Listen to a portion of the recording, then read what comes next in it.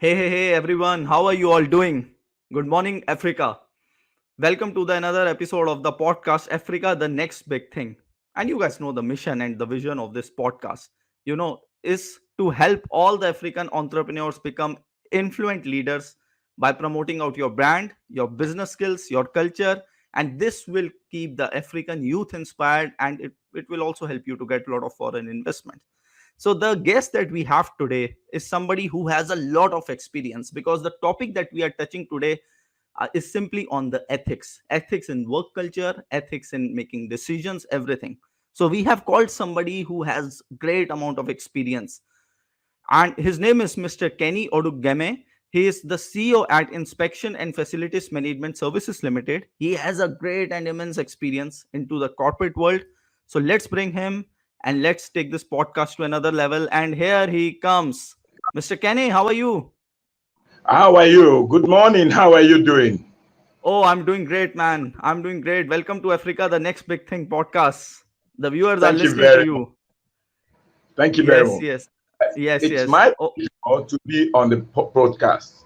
oh, It's thank you. also Thank you so much. a pleasure to have been a very close associate of Mr. Chirag. I would Yes. describe him as a dynamic man with a global exposure, with a man that does the right thing in the right way, but in a big way, different from others. I Oh, like his thank you. acumen, I like his capacity, I like his interest in building African culture. I also Yeah. like him that he's a stabilized young man who want to cut a niche for himself across the continent. For him to move from an Asian continent to African continent, it shows this is a man to watch. This is a man who will later become a symbol of unity to the world. I'm happy to be here. And I'm also happy to share the very interesting topic of the ethics of and how it will affect business discussion. But Yes. before I go on, I, as an expert of over 30 years, I am a member of World Learned Society as a fellow. I have masters in business administration, a master's in transport planning and management with a distinction, a bachelor degree of engineering, and also a PhD scholar with University. And also I'm a member of professional body that cut across management, quality control, engineering, facility, workplace management, and quite a lot of other fields such as security management. And my task is to educate the youth. As a man that is growing old, I want to leave a legacy that the youth will be able to say, a man came, he sinned, and he conquered. And the only way I can do that is to lay a veritable legacy through my lecturing, through my coaching, and through my mentoring program. So thank you so much, Mr. Kenny, for your introduction. Amazing introduction, such energetic, and thank you so much for your such kind words. That you have shown me today. You have given to me. Thank you so much. So, Mr. Kenny, my question to you is like you have told your background story, you have told your education, everything. So, just tell me the challenges. What were the challenges in your journey? Like in 30 years, there were a lot of challenges. And what was the tipping point in your early stage where you decided, yes, you have to do something big? Now, my challenges is quite enormous. As a young man, after finishing my service in 1986-87, I first had an intern, which is National Youth Service Corps in Cross River, very far off, where I thought I was a lecturer in Polytechnic Calabar. First of the challenge is discrimination in terms of culture where you come from. I am from Southwest, a Yoruba man. I'm in a place where they call Crossivarian, they call ethic. I don't understand their language, I don't understand their ethics, and yet I am taking a strategic course, and also I'm involved in lecturing students from OND up to HND, a task that people with a higher experience often have, because I've shown my proficiency, I've shown my competence, I've shown a good certificate because I had a bachelor degree honor. I was given. But prior before that, one of the challenges is the culture. How do I understand their language? How do I know their grading? How do I know their ethics, ethical practices? Because what we regard as ethical practices in Yoruba is not the same thing with them. What I did was, no, you know, communication takes two forms: body language and the word and the gesture. First thing I did was a culture of respect, because you realize that when you respect people, you have transferred power. You have shown them you are humble. You've given them power of authority in a manner that you are subjective. They are the people that order. But I now define the framework of our discussion. Coupled with that, I now display what we call good moral code. You know, every man is given my moral compass, the sense of judgment to know what is right and what is good. And also, you know, we have two words: spoken and unspoken word. People judge spoken word because they heard you, but the unspoken word is much more devastating because it shows from your gesture, from your countenance, from your behavior. What I did was to humble myself and also to make myself a servant to the cause that I'm supposed to do. That is, I brought myself to a manner that I first learned their language, to communicate with them, to appreciate them, to greet them. Through that, now I warm myself to their heart. And coupled with that, I now realize that I have intelligent quotient more than them.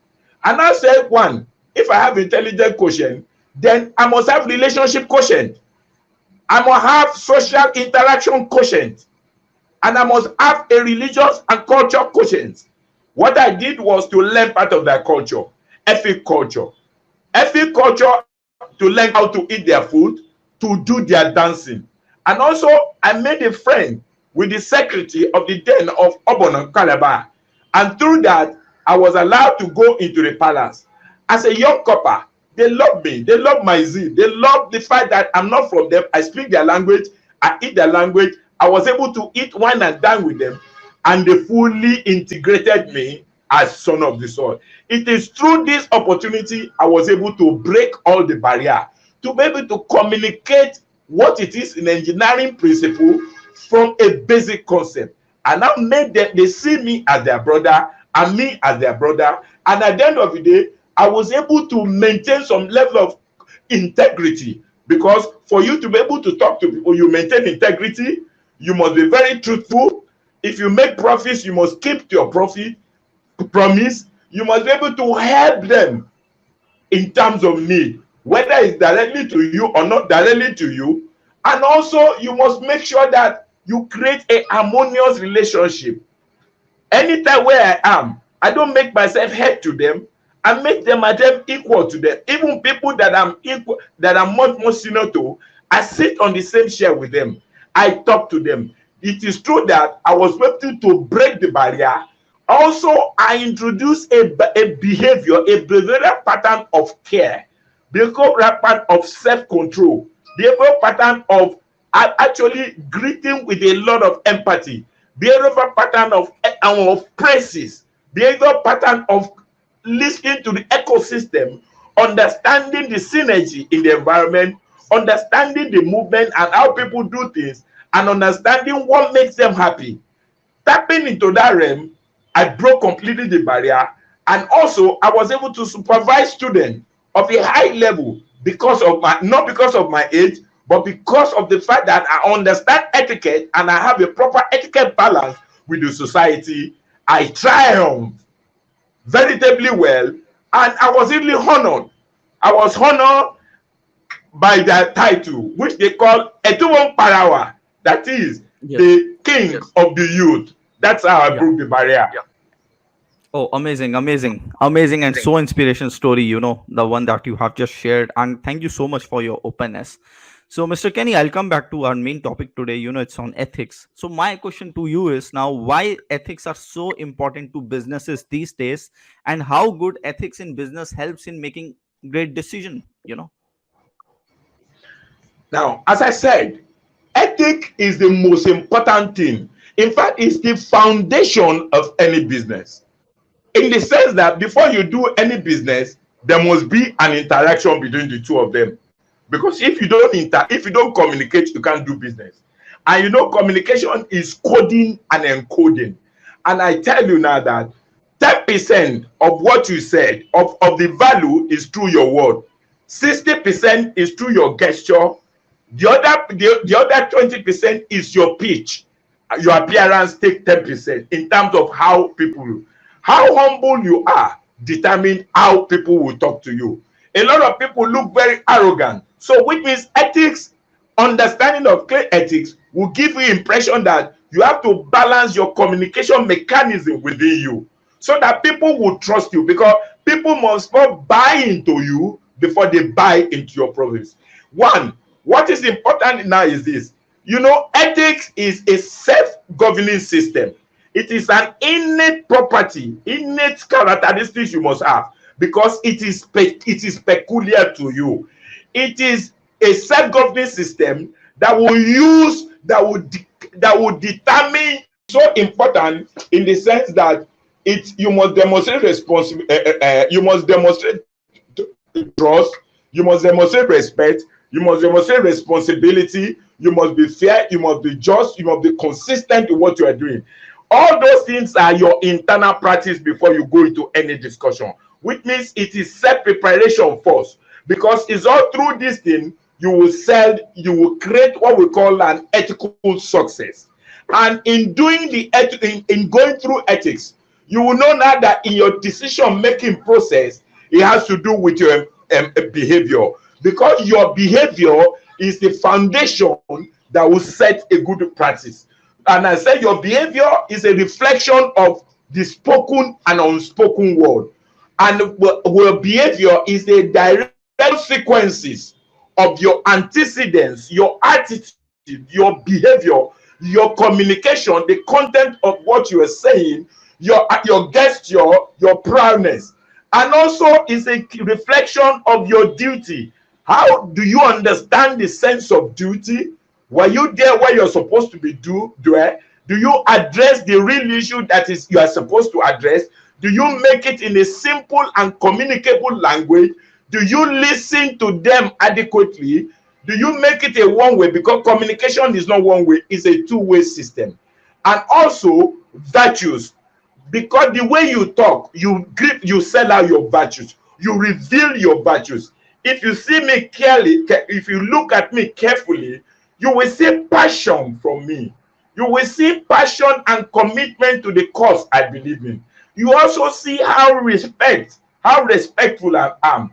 You know, I keep my eye straight to the screen, but I look at you. I look at you with respect, with humility, with ability to first appreciate you. Because when you see a reflection of appreciation in me, you also, that flow of energy will come to people that are looking at me, and they will also accept me just the way I've accepted them.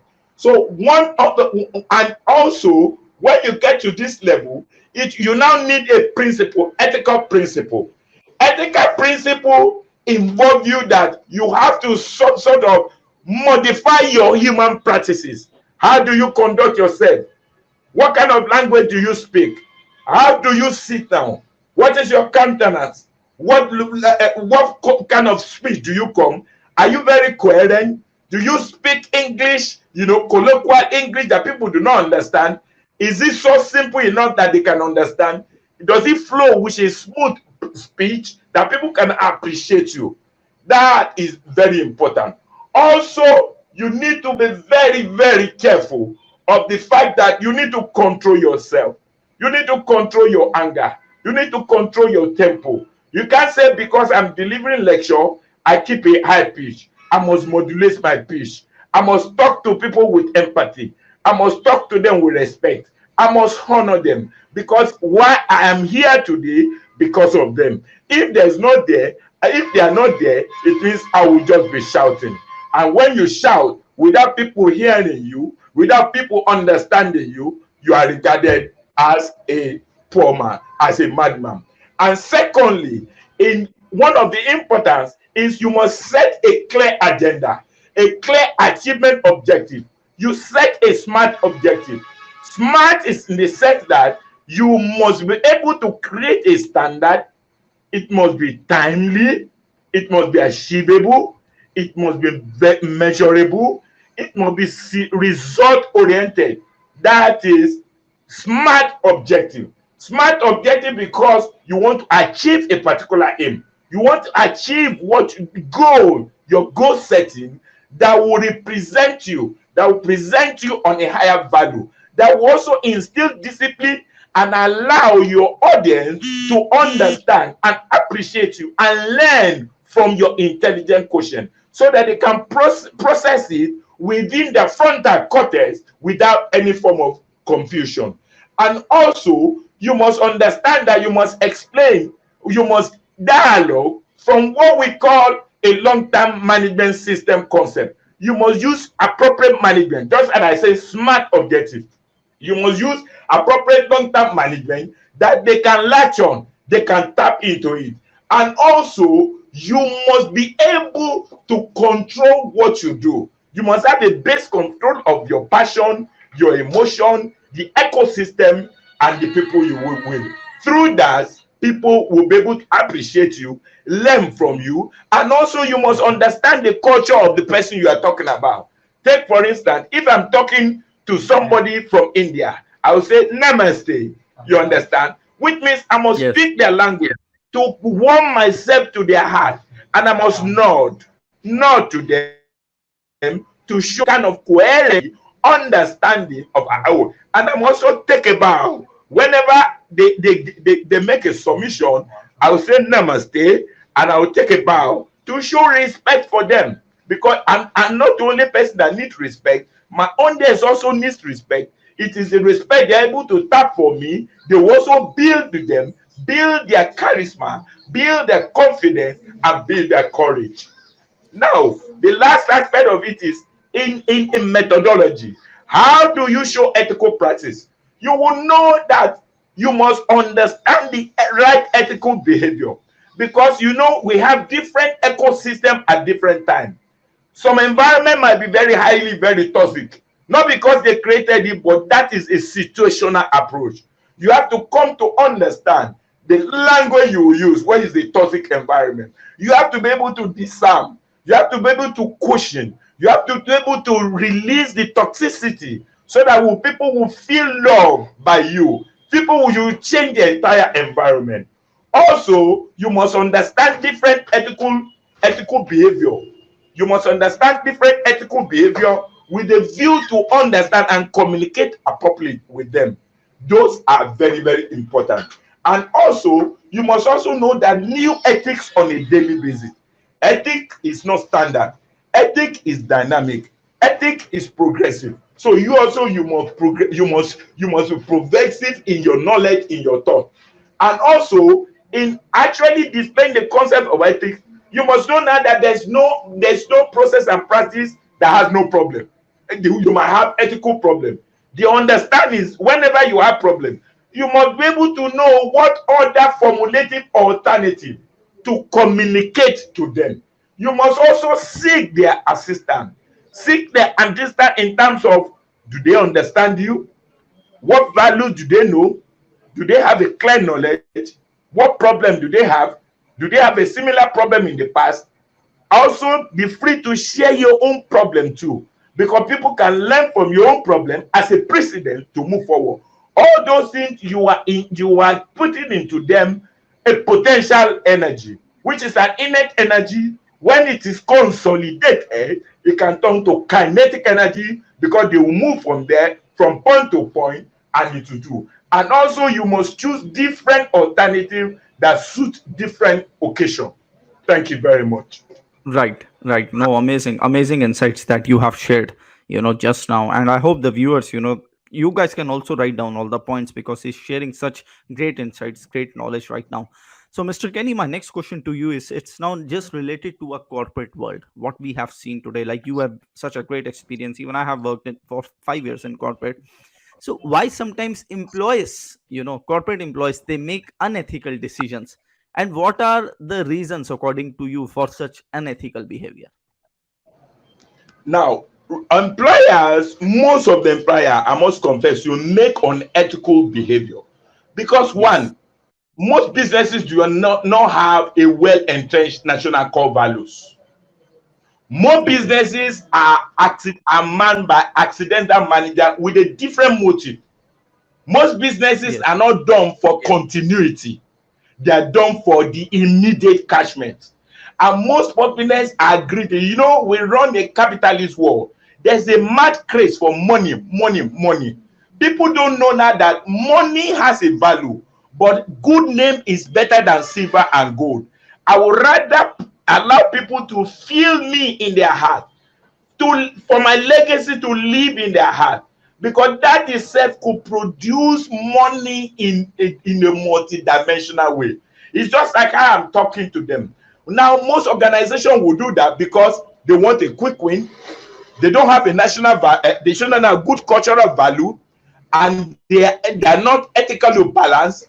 And more so, many of them, what they do is they just want to operate in a bit and clear away. They don't have plan to stay along. So that's why most of them, most of the business does not some sort of, there is no succession in most of the business, because there's no succession program. When they come into it, they just manipulate with impunity. They do a lot of ethical misbehavior, and then they make the money, but the business does not last. So but when you are talking of continuity, longevity, when you're talking of a legacy, it's just like I pride legacy, I pride continuity, I pride good name, which is better than gold, than mean money. I don't crave for too much money. I crave for me to leave a legacy in your heart. I crave for me to talk to you in a manner that you accept me in your heart, in your spirit, in your soul. I pray a humble heart. I pray a man of integrity. I will make in such a way that by the time you finish talking to me, you can depend on me on many things. Just like in marketing, if you're able to do one proper marketing, you can win 10 other person. So my idea is that I do marketing practice. I take every assignment with sense of seriousness, dignity, respect, humble, so that people can still want me again and again. Because the more youth I can talk to, the more understanding I can share with them, the more knowledge they get to me, I will make the world a better place to stay. Thank you. Oh, amazing, amazing. So my next question to you is also related to this same. Like, why there is a never-ending conflict between ethics and profits? Because there are times when business owner also think, should I follow ethics or should I just follow the profit? Because they feel like profit and ethics cannot be on the same. Like for example, if there are two competitors in the market and the price of a product is, let's say, 100 nairas, but one person think like, okay, if I make the price to 80 naira, I will get the money right now, and that time he just think about the profit and all, that things. So why there is a never ending conflict between ethics and profits according to you? There will always be unending conflict between ethic and profit. You can, even in the lifetime, there will always be ending. Because one, business go through a curve. It can start small, it get to a peak, and it start dropping. So business has different phases, and you cannot use the same strategy in one phase to the other. There are some stages that the business becomes so dull that you are almost crashing out, that you might not, you need accidental money to save the business. Okay, there's caution for that. There might be instances now that all you are looking for to save the business is just to have a little. Take for instance, if you want to meet a bigger market, and they ask you to deposit 30%, and you know now that this market, if you don't sell it below certain percentage 15, you won't have that 30%, and you will miss a bigger opportunity.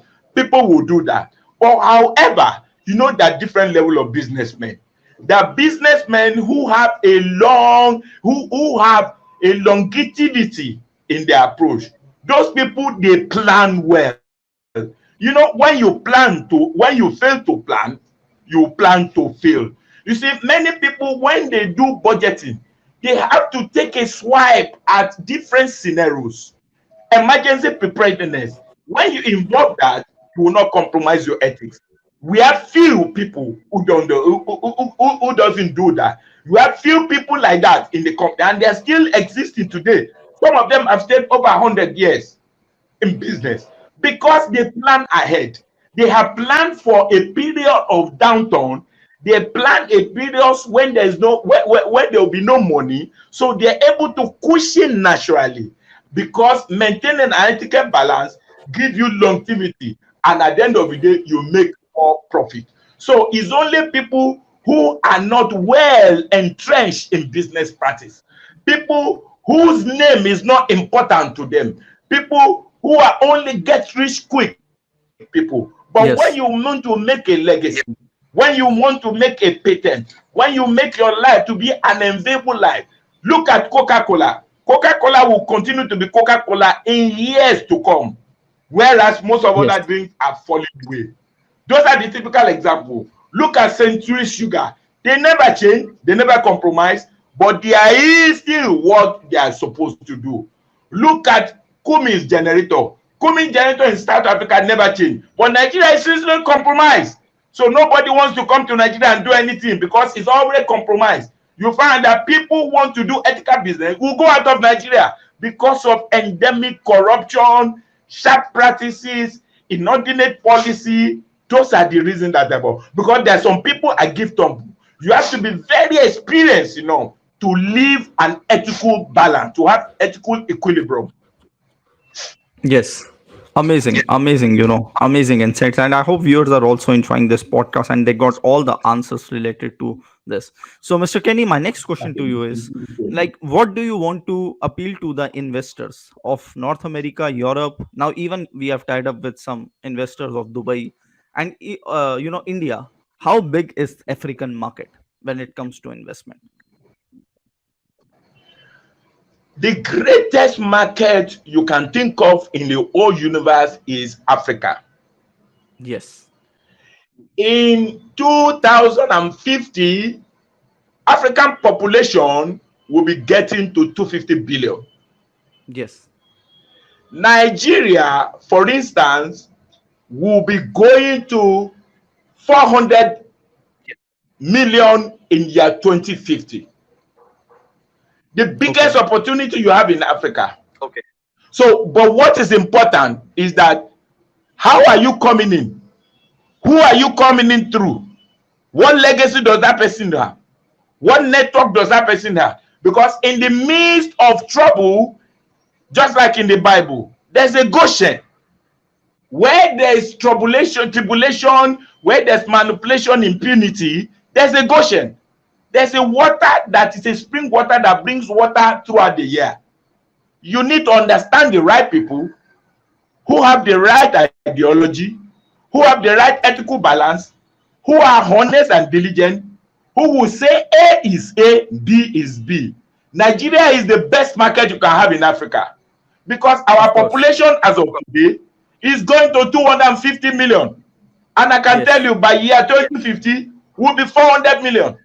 There is no, for instance, every sector is open for opportunity because Yes. in our country, we don't believe we don't do more of automation, and there's a kind of gradual changes in the system now.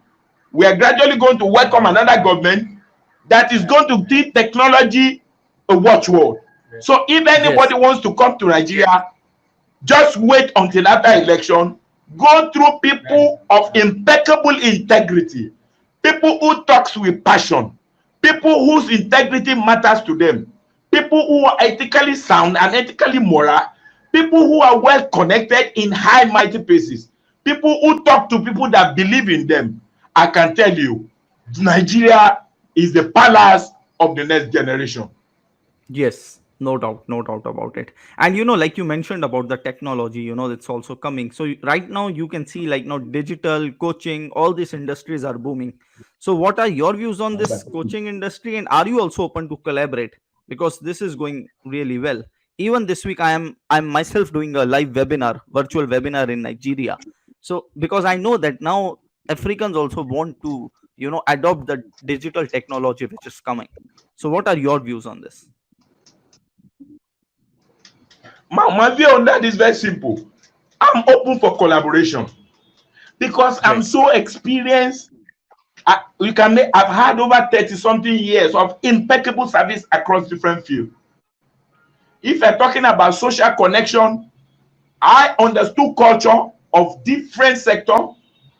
I'm even a community chief, a community leader. I know quite a lot of places you can go, and they know me for simplicity. I'm also an Oh, on-air amazing. personality. I talk about integrity. I preach gospel of oneness, unity in diversity. I preach gospel of true democracy. I preach gospel of egalitarian society. And I preach gospel of openness and unity. I'm Yes. interested in collaboration because iron sharpened iron. If I Yes, can of talk course. like this, if I believe like this, if I see somebody like that, I can tell you by the time we create a fora, it will be like wildfire.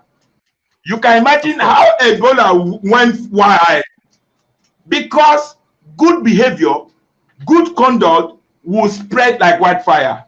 You know, aroma of a good perfume, people feel it from far end. That is Yes. why that is we say your behavior is your beauty. In Yoruba we say ìwà rere lẹ̀ṣọ́ ènìyàn. That is, your behavior is your beauty. When a man is Yes. well behaved, cautious, respectable, you are beautiful inside out. So I'm even interested in collaboration so that we'll be able to talk to our people with this level of passion I'm talking about.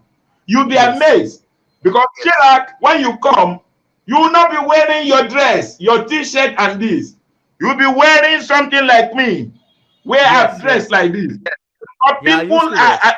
people get accustomed to dressing. When you Yes. dress like this, I teach you few of Yoruba. People will warm to you like a bee. But Yeah. when they know you are trusted, you are honest, and you're working with somebody who is honest, even they wouldn't even want to talk about something that is not good for you. They would Of rather be course. talking at the back. And also, I have a damaging control strategy to actually tackle that kind of problem. You know, every problem has solution. Yes. Over 30 something years that I work, I have developed immunity, natural immunity to tackle things like that. So it won't be a Yes. problem. Yes. Oh, great. Even I'm going to call you after this episode as well. So, last question to you, Mr. Kenny, and thank you so much for your beautiful time, for your great time. I know that you are a very busy person. So, the last question is, because this question I ask in every episode: what advice do you want to give to a youngster between 18 to 25 who is watching this episode here right now? Because this is a age that can either make you or break you. My advice is this: don't be desperate for money. Don't make money your watchword. Don't make money do or die. One thing is this: a race of one step on another, you can complete 1,000 kilometers. Also, you must have a self-control. You must respect people. You must be humble. You must be quick to learn, slow to speak. You must be able to understand changes in the dynamics around you. You must be creative and innovative. You must think out of the box every time. Your intelligent quotient, relationship quotient, social quotient, knowledge quotient should be developed on a daily basis. You must have a mentor because Yes. we say one thing: it's the man that knows road can show you the road. You need a Yes. mentor. You need a mentor. You need people to coach you, and you need people to hold you by the hand as you move. Like the Bible says, teach your child the way of the Lord. As the child grows, he will not depart from it. So is in business. Teach your young one virtues, integrity, innovation, objectivity, truth. So as they go, those are the pillar that will help them. Yes. Thank you. Oh, thank you so much, Mr. Kenny. And it was my privilege to have you today, such an experienced person on my podcast. I hope my viewers, you all get a great insights what he has mentioned. So I will see you next week with another episode of the podcast. Till then, thank you so much, Mr. Kenny, for coming. Thank you. Bye bye. And Yeah. it was my pleasure. Yeah, thank you. Yeah.